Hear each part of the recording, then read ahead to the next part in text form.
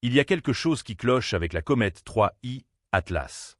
Fin juillet, des télescopes spatiaux phares tels que Hubble et JWST ont recueilli des données exceptionnelles sur ce visiteur interstellaire inhabituel. Puis, au moment où sa chevelure s'étendait au-delà de 300 000 km et que des rapports signalaient une teinte verdâtre ainsi qu'un éclat inhabituel, les communiqués officiels se sont tus. La NASA a invoqué la géométrie solaire et les protocoles de sécurité. Pourtant, ce silence soudain tranche avec le rythme effréné des annonces lors des passages d'Oumuamua ou de Borisov. Ce vide informatif ne fait pas que stimuler les spéculations farfelues. L'absence de réponse prompte risque d'éroder la confiance du public dans la manière dont les découvertes astronomiques sont divulguées. Alors, quelle est la véritable cause de cette coupure? Et que nous cache-t-on au sujet de 3I Atlas? Le 21 juillet 2025, le télescope spatial Hubble s'est focalisé sur 3I Atlas et a obtenu les images les plus nettes à ce jour de cet intrus interstellaire. 2 semaines et demie plus tard, le 7 août, ces clichés ont été rendus publics, révélant un noyau ne dépassant pas 5,6 km de diamètre et un panache de poussière s'étirant vers le Soleil. Le 6 août, le télescope spatial James Webb a pris le relais en utilisant l'instrument NIRSPEC pour collecter des spectres. Mais pour JWST, seuls des rapports techniques et des remarques préliminaires ont filtré vers le grand public. Pas d'image en une, juste des indications que l'analyse était en cours. Le Gemini South s'est joint à la danse le 27 août, en capturant des photographies qui ont validé l'activité de la comète et l'évolution de sa queue. Ces données ont atterri dans l'archive publique les 4 et 5 septembre, offrant aux chercheurs et aux astronomes amateurs un aperçu supplémentaire sur l'expansion de la chevelure et les modifications des traits poussiéreux. Chaque publication a suscité un vif débat en ligne, mais les écarts entre les sorties ont commencé à s'allonger. Après le 22 septembre, le tempo a basculé. Plus d'images phares inédites, ni de nouveaux ensembles de données de Hubble, JWST ou Gemini.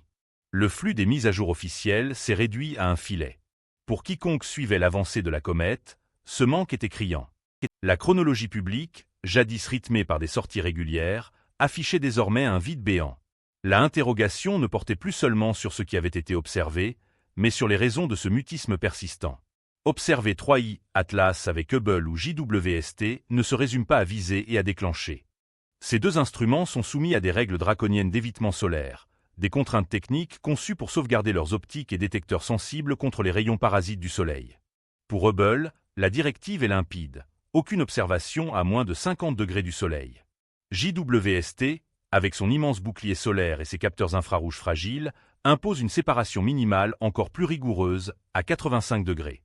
Ces angles ne tolèrent aucune exception, ils sont intégrés au cœur du système. Si une cible s'approche trop du Soleil dans le ciel, le logiciel bloque toute tentative de programmation ou d'exécution d'observation. Le danger n'est pas hypothétique. La lumière solaire directe pourrait surchauffer les appareils, endommager irrémédiablement les détecteurs, ou même mettre en péril l'ensemble de la mission. Tandis que 3I Atlas progressait sur sa trajectoire, son élongation solaire, l'angle entre la comète, la Terre et le Soleil, diminuait inexorablement. Fin août, elle a franchi la limite de 50 degrés de Hubble. Et peu après la session NIRSPEC du 6 août pour JWST, la comète a dépassé le seuil de 85 degrés. À cet instant, les 2 télescopes ont basculé en mode de blackout imposé. Les équipes scientifiques de l'Institut de sciences des télescopes spatiaux, chargées de la planification et des opérations, n'avaient d'autre choix que de suspendre les activités. Les zones d'exclusion sont codées en dur dans les outils de mission. Toute tentative de contournement activerait des protocoles de sécurité automatique et pourrait stopper toutes les opérations scientifiques en attendant une enquête complète. Il ne s'agit pas d'une prudence administrative. Ce sont des barrières physiques impitoyables. Même les demandes urgentes d'opportunités d'observation ne peuvent ignorer ces zones interdites. La seule solution reste d'attendre que la configuration géométrique évolue. Pour 3I Atlas, cela implique l'absence de nouvelles images phares ou de spectres jusqu'à ce que l'élongation de la comète recommence à croître, ce que les calculs orbitaux prévoient pour début décembre. Jusque-là, le blackout perdure et les observatoires principaux gardent le silence, non par décision arbitraire, mais par contrainte inhérente au système. Des indices sur la véritable composition de 3I Atlas ont émergé dès les premières données scientifiques diffusées. Les images de juillet de Hubble ont mis en évidence non seulement une queue de poussière, mais une vaste chevelure, un nuage de gaz et de poussière s'étendant sur près de 348 000 km. C'est plus d'un quart du diamètre du Soleil et bien plus imposant que la plupart des comètes à cette distance. Le détail le plus captivant provient des premières notes spectroscopiques. Les astronomes ont commencé à murmurer sur un signal exceptionnellement intense de dioxyde de carbone dans la chevelure. Il convient de préciser qu'à fin septembre, aucune publication peer-reviewed n'a encore validé quantitativement une dominance du dioxyde de carbone, mais les allusions persistent et les équipes scientifiques ne les ont pas contredites. Pour une comète pénétrant pour la première fois le système solaire interne, cela représenterait un indice chimique majeur. La plupart des comètes locales sont dominées par l'eau à cette proximité. Parallèlement aux sorties officielles, les astronomes amateurs ont maintenu le rythme avec leurs propres relevés. Plusieurs ont signalé une nuance verdâtre distincte dans la chevelure, probablement due au dicarbone ou au cyanogène. Les signatures classiques du cyanogène en chimie cométaire ont marqué les esprits, mais avec une particularité inattendue. Certains observateurs ont relevé que le vert apparaissait plus vif et plus durable que chez les comètes habituelles. Sans données spectrales complètes, il reste compliqué d'en déterminer l'origine précise. Le panache dirigé vers le Soleil, repéré d'abord par Hubble puis par Gemini, a également suscité des discussions animées. Sa forme et son éclat variaient visiblement d'une nuit à l'autre, alimentant les querelles sur les causes. Éruption en surface ou simple effet de perspective. Les mesures photométriques de la brillance de la comète ont semé un chaos supplémentaire. Les relevés d'amateurs et de pros divergeaient fortement, parfois de plus d'une magnitude entière. Une partie de ces écarts s'explique par les instruments et les calibrages, mais d'autres pourraient traduire de véritables fluctuations rapides dans la chevelure ou le noyau. Avec les grands observatoires spatiaux hors service, ces rapports terrestres dispersés sont devenus la principale source d'informations sur l'activité de 3I Atlas. Pour l'instant, les éléments les plus solides évoquent une comète à chevelure disproportionnée, potentiellement riche en dioxyde de carbone, un panache solaire et une teinte chromatique instable. Sans nouvelles données phares, chaque anomalie nourrit les hypothèses et souligne notre dépendance aux apports sporadiques des amateurs et des observations au sol. Fin septembre, le mutisme autour de 3I Atlas n'était plus seulement technique. Il prenait une tournure intime pour ceux qui scrutaient le ciel depuis la Terre. Les fils sur les réseaux sociaux débordaient de dépit et de conjectures. Un astronome amateur a posté « C'est comme pourchasser un fantôme ». Chaque soir, on imagine ce qui se passe vraiment là-haut. Un autre s'interrogeait « Pourquoi on n'a pas accès aux données brutes ? Qu'est-ce qu'ils attendent ?» En réalité, le circuit des télescopes jusqu'à la diffusion publique n'a rien de rapide. Chaque observation de Hubble ou de JWST atterrit dans une sorte de purgatoire. Une fois les signaux reçus, ils subissent un étalonnage, un nettoyage des rayons cosmiques, des ajustements pour les bizarreries des détecteurs et une soustraction du bruit de fond. Pour JWST, c'est encore plus laborieux.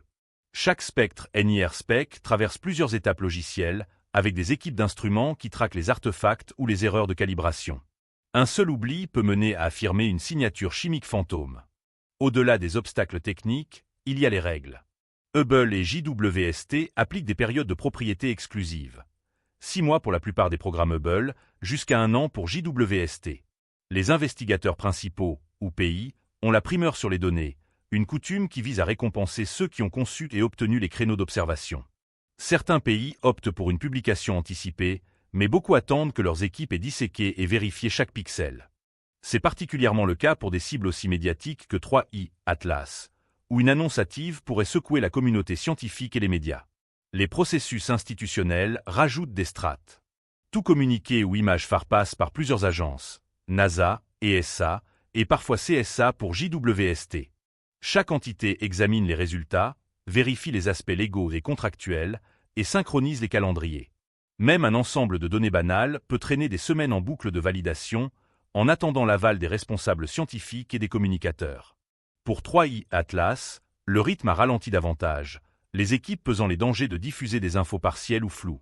Comme l'a formulé un co-investigateur de JWST, mieux vaut être exact en retard qu'erroné en urgence. Avec des objets interstellaires, pas de revanche possible.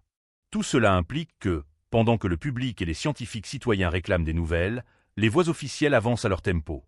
Cette attente, ce regard fixe sur les mêmes visuels usés au gré des rumeurs, fait partie intégrante du système. Pour nombre de passionnés, ce vide ressemble à un mur.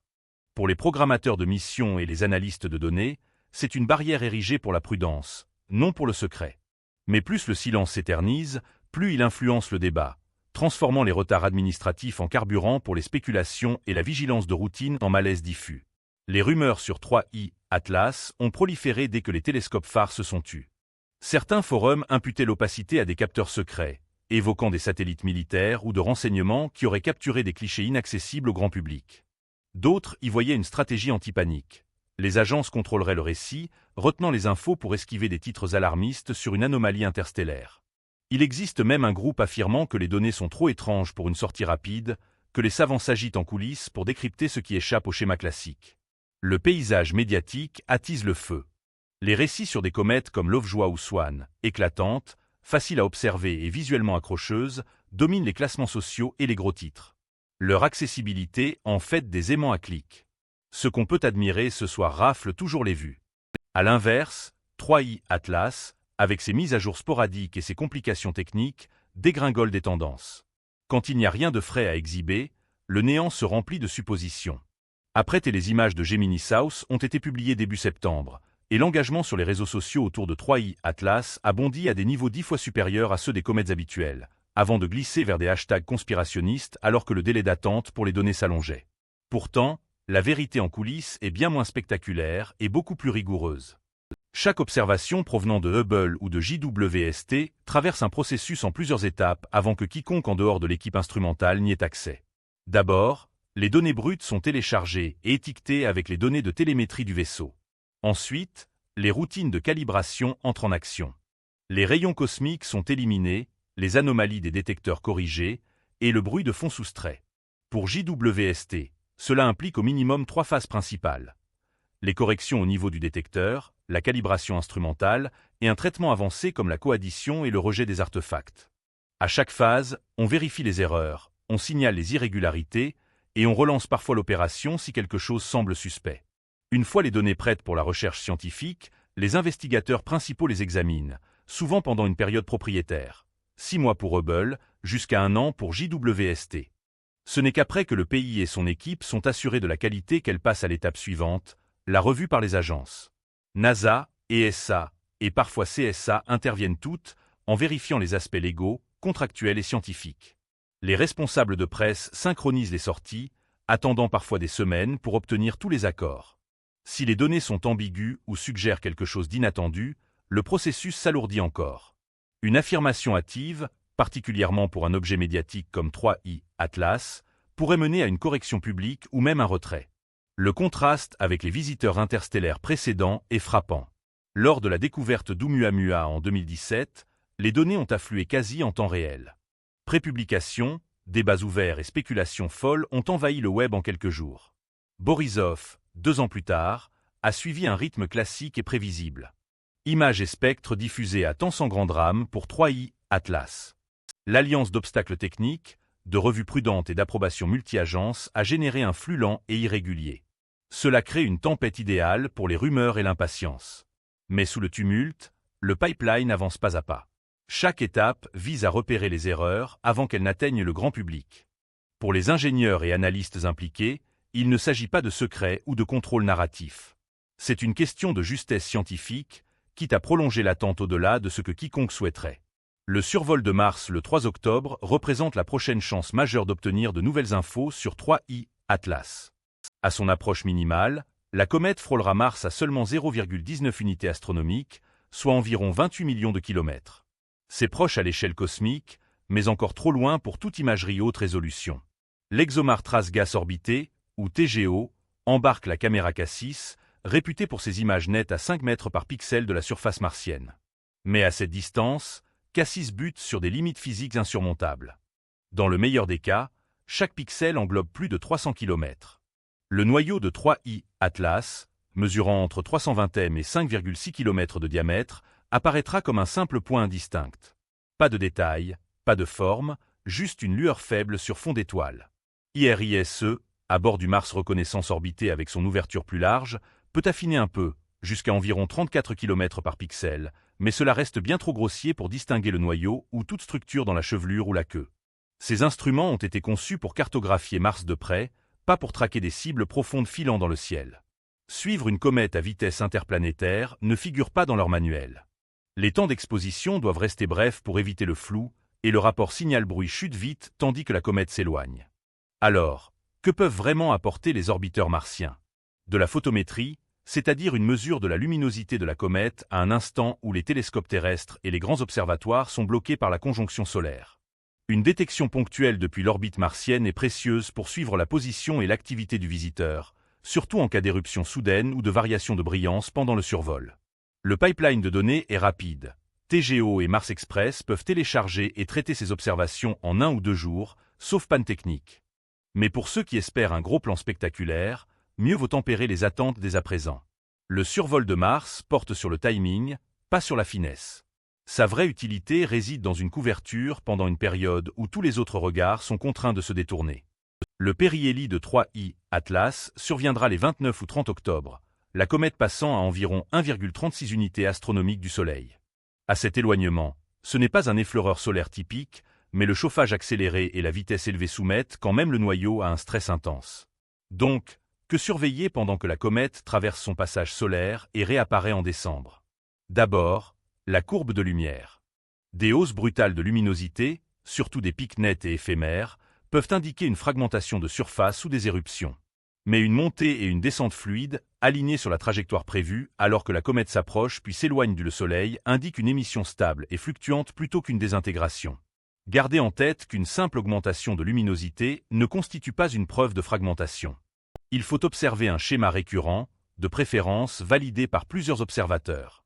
Ensuite, examinez les évolutions de la contre-queue, cette pointe orientée vers le Soleil visible sur les images à grand champ. À mesure que la position de la Terre varie par rapport au plan orbital de la comète, la contre-queue peut s'inverser ou s'estomper. Pour 3I Atlas, la saillance de la contre-queue devrait culminer près du périhélie, puis diminuer vite avec les modifications géométriques en décembre. Suivre son orientation sur diverses prises de vue représente un moyen efficace pour valider les aspects orbitaux et le comportement de la poussière. La couleur joue aussi un rôle. Si la teinte verdâtre signalée par les amateurs s'efface ou change après le périhélie, cela pourrait signaler la disparition de molécules spécifiques lorsque les glaces de surface s'épuisent ou que de nouveaux matériaux affleurent. Mais seule une analyse spectrale peut certifier les véritables transformations. Les images isolées risquent de tromper. En décembre, avec l'élongation croissante de la comète et le retour d'accès au télescope phare, une vague inédite d'imagerie haute résolution et de spectroscopie devrait survenir. Et en se projetant vers 2026, une configuration jupitérienne avantageuse pourrait ouvrir une nouvelle opportunité d'étude si 3I Atlas réchappe à son rendez-vous solaire. Pour l'instant, l'outil le plus fiable reste un regard critique. Comparez les clichés datés, vérifiez les mesures photométriques, mettez en doute les annonces sensationnelles, et rappelez-vous que la couleur ne vaut pas composition chimique sans spectra. La communauté mondiale, des experts aux astronomes amateurs, suit l'affaire de près. L'histoire n'est pas close. Elle s'apprête simplement à franchir un nouveau chapitre. Les rapports officiels évoquent des restrictions techniques. Les angles d'évitement solaire de 50 degrés pour Hubble et de 85 degrés pour JWST, ajoutés aux chaînes de traitement de données sur plusieurs semaines et aux périodes de confidentialité rigoureuses. Malgré ces justifications, le manque de mise à jour en direct sur un objet interstellaire à coma dominé par le dioxyde de carbone, avec panache solaire et mention d'une nuance verte, laisse en suspens des interrogations scientifiques majeures. Aucune spectre validée par les pairs ne confirme la chimie de la coma, et les conséquences complètes de la variabilité de brillance demeurent inexplorées. Tandis que les sondes martiennes se préparent à un survol à 0,19 unités astronomiques, les prochaines images et analyses, liées à des transmissions en 24 à 48 heures, pourraient briser ce verrou informationnel. D'ici là, le cas de 3I Atlas illustre comment la prudence institutionnelle et les barrières techniques influencent ce que le monde perçoit, ou ignore, des visiteurs les plus exceptionnels de notre système solaire.